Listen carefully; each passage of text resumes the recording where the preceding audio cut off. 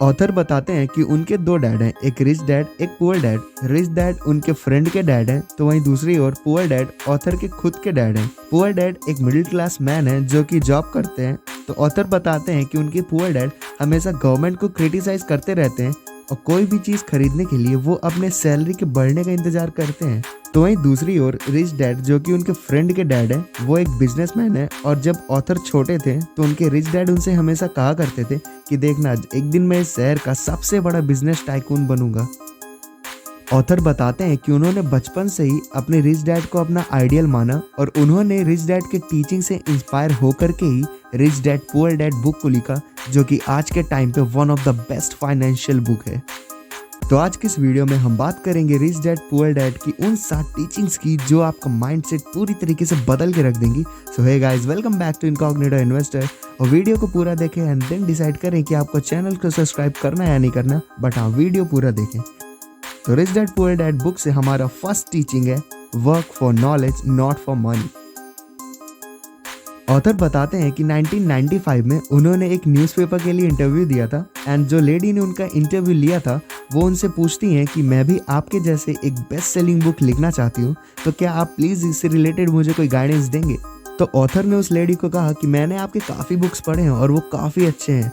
And then author अपने बात को आगे बढ़ाते हुए बोलते हैं कि सिंगापुर में मेरा एक दोस्त है जो कि एक सेल्स एजुकेशन स्कूल चलाता है, तो आप भी अपने आप को उसके कोर्स में इनरोल करा लें एंड देन इससे आपका करियर काफ़ी ज़्यादा बूस्ट होगा। एंड देन ऑथर की ये बात सुनते ही इंटरव्यू काफ़ी ज़्यादा गुस्सा हो गई और गुस्से में ऑथर को बोलती हैं कि आप कहना क्या चाहते हैं, मैं सेल्स जैसी छोटी चीज़ को सीखने के लिए वापस से स्कूल जाऊँ? क्या आप जानते नहीं मैं कितनी बड़ी जर्नलिस्ट हूँ।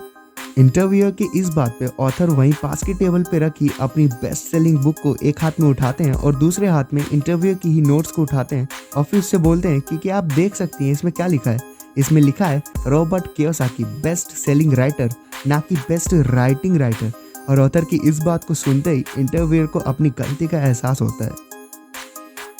और प्रॉब्लम यही है, हम पैसों के लिए काम करते हैं बट हम नॉलेज के लिए काम करना नहीं चाहते हैं। ऑथर बताते हैं कि उस इंटरव्यू की नोट्स कुछ मामलों में मेरे नोट से भी काफ़ी ज़्यादा अच्छी थी, बट दोनों में सिर्फ एक चीज़ का डिफरेंस था, वो था बेचने के तरीके का।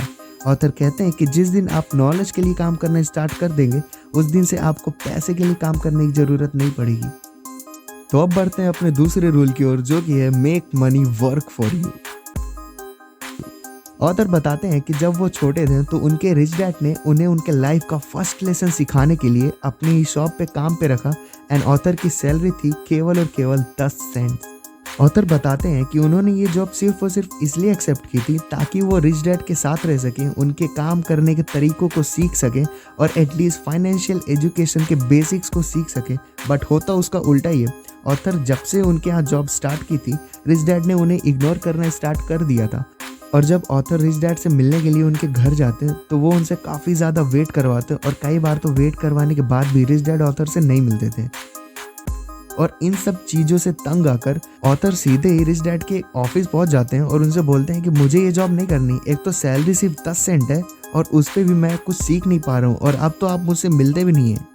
ऑथर की ये बात सुनने के बाद रिच डैड उनको बैठाते हुए बोलते हैं कि मैं खुश हूँ कि तुमने इस बात की शिकायत की और जॉब छोड़ने की बात की, वरना अगर तुम कुछ दिन और हंसते हंसते जॉब करते रहते तो मैं खुद ही तुम्हें जॉब से निकाल देता और कुछ सिखाने से भी मना कर देता। क्योंकि कई सारे लोग बिना शिकायत किए बस गधों के जैसे काम करते रहते हैं और वो बस अपनी जॉब पे ही डिपेंड रहना चाहते हैं। वो सोचते हैं कि अगर उनकी सैलरी बढ़ेगी तो उनकी कंडीशन भी अच्छी होगी, जबकि ऐसा नहीं है। अगर उनकी सैलरी बढ़ती है तो वो अपने खर्चे भी बढ़ा लेते हैं और उनकी कंडीशन वापस से पहले जैसी हो जाती है। ऑथर बताते हैं कि उस दिन रिच डैड ने उन्हें उनके लाइफ का फर्स्ट लेसन दिया था कि पैसों के लिए बस गरीब और मिडिल क्लास लोग काम करते हैं, जबकि अमीर लोगों के लिए पैसा खुद काम करता है। और उस दिन के बाद से ऑथर ने रिच डैड को ही अपना आइडियल गॉडफादर, गुरु सब मान लिया और डिसाइड किया कि आज से अपने कैरियर रिलेटेड सवालों के लिए वो सिर्फ और सिर्फ अपने रिच डैड से गाइडेंस लेंगे, ना कि अपने पुअर डैड से। अब बढ़ते हैं अपने तीसरे रूल की ओर, जो कि है मेक एसेट्स। ऑथर बताते हैं कि उनके पुअर डैड उनसे हमेशा कहा करते थे कि बेटा अच्छे से पढ़ाई करो, टॉप करो, किसी अच्छी सी यूनिवर्सिटी में एडमिशन लेके एक बड़ी मल्टीनेशनल कंपनी में जॉब करो ताकि तुम बहुत अमीर बन सको। तो वहीं दूसरी ओर रिच डैड कहते थे कि अगर तुमको अमीर बनना है तो उसका सिर्फ एक ही रूल है, तुमको एसेट्स बनाने। यहाँ पे जानने वाली बात यह है कि रिच डैड ने ऑथर को कभी जॉब करने के लिए मना नहीं किया, क्योंकि इनिशियल लेवल पे हो सकता है कि आपके पास पैसे ना हो, तब तो आपको जॉब करनी ही पड़ेगी, पर हमेशा आपको जॉब नहीं करनी, क्योंकि आपको एसेट्स बनाने हैं। ऑथर कहते हैं कि लोग एसेट्स तो तब बनाएंगे ना जब उनको पता होगा कि आखिर एसेट्स होते क्या हैं। लोग बना तो लायबिलिटी रहे होते हैं, पर वो सोचते हैं कि नहीं, मैं एसेट बना रहा हूँ। रिच डैड पुअर डैड में ऑथर ने एसेट्स के लिए क्लियर कट डेफिनेशन रखी है कि अगर कोई भी चीज़ आपके जेब में पैसे डाल रही है तो वो आपका एसेट है, बट अगर कोई चीज़ आपके जेब से पैसे निकाल रही है तो वो आपकी लायबिलिटी है। और यहाँ पे मज़ेदार बात ये है कि ऑथर ने घर, गाड़ी एंड इवन गोल्ड को भी एसेट की कैटेगरी में नहीं रखा है। वो कहते हैं कि गाड़ी में सर्विसिंग कराने में पैसे लगेंगे, और घर और गोल्ड से भी आपको पैसे तभी मिलेंगे जब आप उन्हें बेचेंगे, और इसीलिए ऑथर इन्हें एसेट में काउंट नहीं करते। बट हाँ, अगर आप घर को रेंट पे देते हैं तो बात अलग है। सो रूल नंबर 3 हमें ये सिखाता है कि अगर आपको अमीर बनना है तो आपको एसेट्स बनाने पड़ेंगे। तो अब बढ़ते हैं अपने रूल नंबर 4 की ओर, जो कि है understand power of tax system. Author कहते हैं कि उनके रिच डैड ने उन्हें टैक्स के बारे में काफ़ी अच्छे से समझाया था। वो कहते हैं कि पहले अमेरिका और इंग्लैंड में कोई टैक्स सिस्टम नहीं था, और अगर कभी राजा को पैसे की ज़रूरत पड़ भी जाए तो वो केवल और केवल बोल देता था, और लोग अपनी क्षमता के हिसाब से सहयोग कर देते थे। पर अमेरिका में सिविल वॉर के बाद से और इंग्लैंड में 1874 के बाद से टैक्स लिए जाने लगा, और शुरू में ये टैक्स केवल और केवल अमीर लोगों के लिए था, ताकि उनसे पैसे निकाल के गरीब और मिडिल क्लास लोगों को दिए जा सके। बट समय के साथ अमीरों ने इसमें लूप होल्स ढूंढ लिए, और अब टैक्स सिस्टम सिर्फ और सिर्फ गरीब लोग और मिडिल क्लास के लिए ही रह गया है। और इस टैक्स सिस्टम से बचने के लिए अमीरों ने कॉरपोरेशन की ताकत का यूज़ किया। ऑथर कहते हैं कि गरीब और मिडिल क्लास के लिए कंपनी एक बिल्डिंग है जो कि दिखने में काफ़ी बड़ी और सुंदर है, तो वहीं दूसरी ओर अमीरों के लिए कंपनी एक कागज़ का टुकड़ा है जो कि उन्हें टैक्स से बचाता है। ऑथर कहते हैं कि अगर आपका एक अनरजिस्टर्ड बिजनेस है और आपकी कमाई थोड़ी ज़्यादा है, तो आप अपनी आधी कमाई टैक्स में देने की जगह एक कंपनी रजिस्टर कर लो और अपनी सारी कमाई को कंपनी की कमाई दिखाओ। कहते हैं कि कॉर्पोरेशन की ये ताकत आपको टैक्स से तो बचाती है, पर आपको और भी काफ़ी ज़्यादा बेनिफिट देती है। फॉर एग्जाम्पल, अगर कोई आपकी कंपनी के ऊपर केस कर भी देता है तो मैक्स टू मैक्स कंपनी बंद हो जाएगी, बट आपको कोई भी सज़ा नहीं होने वाली। तो अब बढ़ते हैं अपने 5वें रूल की ओर, जो कि है अपने काम से काम रखो।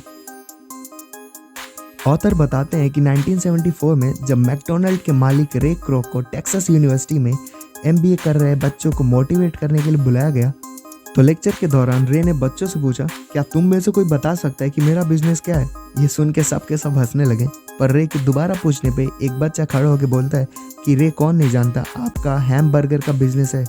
और उस बच्चे के ये बोलने के बाद रे बोलते हैं कि आप में से ज़्यादातर लोगों को यही पता होगा कि मेरा असली बिजनेस हैमबर्गर का है, बट आपको ये नहीं पता होगा कि मेरा रियल बिजनेस रियल एस्टेट का है। रे को अपनी ये बात स्टूडेंट को समझाने में काफ़ी ज़्यादा टाइम लगा, पर आखिरी में उन्हें ये समझ में आ ही गया कि दुनिया के हर देश में, हर शहर में, हर चौराहे में मैकडोनल्ड की दुकान है। वो दुकान जिस ज़मीन में वो भी मैकडोनल्ड की है, जिसके कारण रे यहाँ के सबसे बड़े रियल एस्टेट ओनर है। ऑथर कहते हैं कि आपको भी अपने काम से काम रखना है और अपने एसेट वाले कॉलम में नंबर ऑफ एसेट्स बढ़ाते जाना है। ऑथर एग्जांपल देते हुए कहते हैं कि अगर आप किसी कंपनी में काम करते हैं तो आप जितना हार्ड वर्क करेंगे, तो आपके हार्ड वर्क करने से उस कंपनी का मालिक अमीर होगा, आप नहीं। तो इसीलिए आपको सिर्फ अपने काम से काम रखना है और अपने नंबर ऑफ एसेट्स बढ़ाने हैं। तो अब बढ़ते हैं अपनी 6वीं टीचिंग की ओर, जो है rich people invent money. Author बताते हैं कि एक दिन वो टीवी में न्यूज़ देख रहे थे, जिसमें आ रहा था कि स्थानीय कंपनी ने अपने कुछ एम्प्लॉयज़ को नौकरी से निकाल दिया, जिसके कारण वो एम्प्लॉयज़ प्रोटेस्ट कर रहे थे कि हम रोड पे आ जाएंगे वगैरह वगैरह। ऑथर बताते हैं कि ये लोग ऐसा इसलिए कर रहे हैं क्योंकि इन्होंने अपने लाइफ में ऐसा कुछ नहीं किया जिससे कि इन्हें पैसों की दिक्कत ना लेनी पड़े। वहीं दूसरी ओर अमीर लोग पैसों का आविष्कार करते हैं, मतलब कि वो कुछ ऐसा क्रिएट कर देते हैं जिससे कि वो लाइफ लॉन्ग वेल्थ एंजॉय कर सकें।